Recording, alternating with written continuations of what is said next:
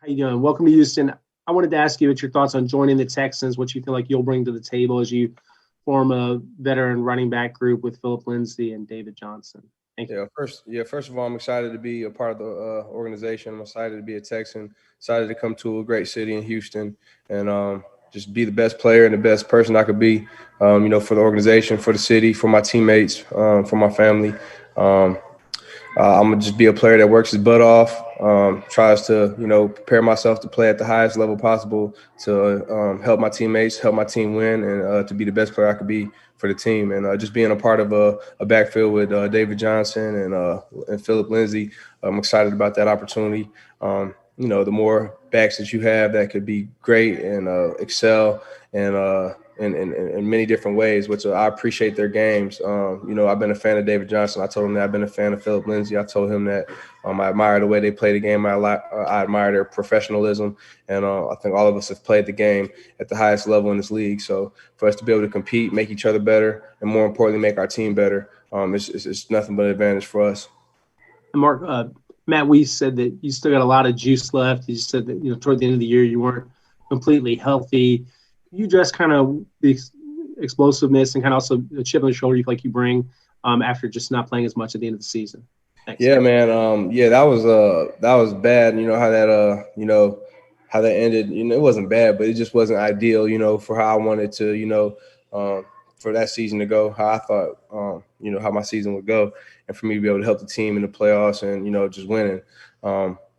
It was tough. So, but the great and the blessing in disguise about it was that my body, I feel super healthy. I feel super explosive. I'm springy right now. I feel like I'm going into this offseason healthier than I have in past few off seasons. So just my body feels great, man. I've been training, I've been working, and my body feels great. I'm running around good and moving good. So I'm just excited that I can get a great, a strong off season of working and training and just taking care of my body and be able to go into the season and, put my best foot forward. And like I said, I still feel like I can play my best football, man. I feel like my best football still ahead of me.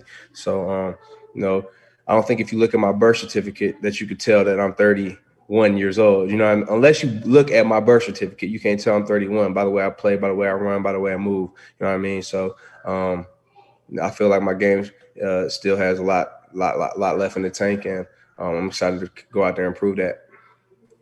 Brandon Scott. Hey, Mark, you talk about being excited. What was it specifically about the Texans that excited you or that attracted you to the team? And I had a follow-up as well. Yeah, obviously, they wanted me, man. They called and I flew in for a visit, and they expressed the interest in me. So obviously, just going somewhere who wants you, somewhere that wants you to be there, that's always just a good connection right there in general. And obviously, Coach Culley, I was with him in 2 years in Baltimore. So, he had, it made it an easy transition, an easy decision for me because I know what he's about. I know the type of man he is, and he was very encouraging and a positive influence to me my 2 years in Baltimore. So just to be able to go play for him and help him, out here in Houston was a great opportunity, something I'm excited about. And then, Mark, aside from your accomplishments as a player, you've made some, I guess, viral moments as a teammate, kind of supporting your teammates. I know there's the video, you and Lamar Jackson. I've heard audio of you bigging up J.K. Dobbins last year. Does that sort of come natural to you? Like, what's your approach or the way you view yourself as a teammate? Man, I really just go be myself, man. I just try to be myself. I just try to be me. I can't be anybody else. I could just be me. 100% authentic, 100% genuine. And in those places, man, I had great teammates that accepted me and took me in and, that you build relationships with. And I go hard for my people, man. So, it don't matter who you are. Like, if you my people, if I love you, man, and you my teammate or you my friend, you my family, like, I'm going to go all out about it. So, when I get to my teammates and we develop that camaraderie and that closeness, that bond that we had together, I'm going to go hard for my teammates because that's what I do, man. There's nothing fabricated. There's nothing like I'm trying to put or try to get on TV, but I genuinely love my teammates. I genuinely love my friends, my family, you know what I mean? And I'm gonna go hard about them. I'm gonna support them and try and encourage them and lift them up every chance I get. That's just what I do. So, it's just genuine. It's just authentic. It's just me being myself. And developing friendships that last lifetimes with my friends and my teammates and so forth. Aaron Reese. Hey, Mark, last time you were in Houston, you busted out that karate celebration. Is that going to be your thing every touchdown you score here? Nah. We're going to take it on the road. We're going to do it to other people's logos, No, see, I missed. I didn't connect the kick. It was all love, it was all respect. It was just a little something, No, but we're going to go on the road. We're going to do that today logo. You feel me? This running back room obviously is with Phillip and David is three guys, and you three guys who all are on 1-year contracts or contracts that expire for this year. And more broadly, this team just has a lot of guys who are new faces joining on short-term deals. You've been in this league a long time, but I don't imagine you've been in a part of a team that has quite this sort of setup. What do you think the dynamic will be like in the locker room, just being in a group that has so many guys who are here on short-term deals and so many new faces, a team really kind of in transition? But I think guys are just going to lean on each other. I think guys are going to be motivated. You're only there for a short term, so obviously you want to, put your best foot forward and, be able to, have longevity and long-term security in a league where, we're all excited to play and we're blessed to play in, and we know it's a tough league, man. So I think everybody has a chance to go out there and prove themselves, and I think we'll lean on each other. I think guys will have the chip on their shoulder. I know a lot of the guys that have guys signed are, guys who have been in this league, who have played in this league. So it's just, opportunity to go out there and put your best foot forward and showcase your abilities. So as a pro, that's all you can ask for is opportunity. As a man, that's all you can ask for is an opportunity. So I'm looking forward to my opportunity, and I'm sure many of the guys who have signed on the Texans team, over the offseason, they're looking forward to their opportunity as well. John McClain. Mark, since you worked with Culley, what did you think when you heard that he had finally gotten a head coaching job, and what kind of job do you think he'll do as the face of the franchise? Well, really, I was excited for him. I know he's been coaching a long time, many, many years in the league, college. He's done the coaching thing for many years, and he's just a great guy, man. He's a great human being. I think he genuinely cares about his players. He genuinely cares about his staff. He genuinely cares about the people around him. He's just a good person all around, man. He's encouraging. He's down to earth, man. So, but he also going to hold you accountable. He wants to win. He wants to be a winner, and he's going to demand perfection, that you perform at the highest level. I know he demanded that of the receivers in Baltimore. I know he demanded that every time he addressed the offense or he addressed the team. He had a high standard that he set, and the guys respected that on the team, and I definitely respected it myself. So I think he's going to do a great job. I think guys are going to rally behind him, want to support him, and want to play their best football for him, man. So because that's the type of guy he is. He's going to be a coach's player, a guy who is real and supports his players and supports his team. And when you have a guy like that who encourages you and supports you like that as well, you want to go hard for him. So I think most of the guys will see that and kind of have that response to it. Christy Regan. Hey, Mark, as I'm sure you know, the Texans had a really tough time in the running game last year. What would it mean for you to come in and try to help turn that around? Because I'm sure, obviously, you know how important a running game is to a football team. I mean, that'd mean a lot, just to be able to, take a team, to, tops in the league and running the football, man. I think that's everybody's goal. And I think in order to be a great team in this league, you have to be able to dominate the line of scrimmage, both offensively and defensively. So just having a run game that is strong, that is efficient and effective, that could be a great asset for a team and a great way to build an identity as a team. So to have the opportunity with the other backs, with the offensive line, with our whole entire team, be able to create a better run game and a run game that's tops in the league, I think that's something that we're all striving for. Mark Berman. Mark, all you running backs, yourself, Phillip, David have run for 1,000 yards you 3 times. Y'all are all exceptional catching the ball out of the backfield. How do you look at your role? How you compliment them? They compliment you. How do you see that? Well, I think all three of us do everything really well. I think you got guys that can run inside well, run outside well, come out of the backfield, run great routes and catch the ball well and be dangerous with the ball in their hands in space. So there's the opportunity to come in and work with those guys, compete against those guys. Competition breeds excellence. So if we're all competing, we're all going to get better. And if we're getting better, that means we're going to help the team be better. So I don't know necessarily what my role is going to be. I know I'm prepared to be able to do the entire playbook from running routes out of the backfield, lining up out wide, from picking up pass protection, from running power inside zone to outside zone to toss sweeps, whatever is needed. I feel like my ability will be able to, do whatever the offense is asking me. So I'm just gonna work my butt off. I'm gonna learn the offense. I'm gonna put my best foot forward, and whatever my role is, you got to earn that, man. And nothing's going to be given to you. You got to earn everything. So we'll see how everything plays out, but I'm going to be working my butt off to be the best I could be for my team. You talked about what kind of teammate you can be and you will be. How do you view that in terms of the leadership you want to bring inside the locker room?